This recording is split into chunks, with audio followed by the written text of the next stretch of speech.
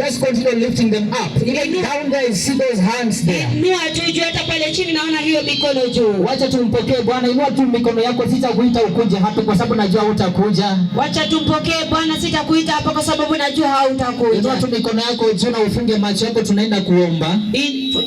Funga macho yako, tunaenda kuomba. Thank you so much. Thank you so much. Amen. Asante sana. Just lift up your hands and close your eyes. Inua mikono yako na ufunge macho yako. Hatujakuitisha chochote, hata sadaka hatujaitisha hapa. Hatujakuitisha chochote, hata sadaka hatujakuitisha hapa. He says I gave you for free, so you are supposed to give free of charge. Anasema alitupa bure, hivyo basi tunawapeni bure. Inua mikono yako juu. Inua mikono yako juu. Tajiri hata saizi anachomeka katika ziwa la moto. Tajiri hata sasa anachomeka katika ziwa la moto. Kwa sababu ya kupoteza tunuku kama hii ambayo tunawapatia saa hizi. Kwa sababu ya kupoteza tunuku ambayo tunawapatia kama saa hii. Inua mikono yako juu na ufunge macho yako, ikiwezekana usimame kwa miguu yako.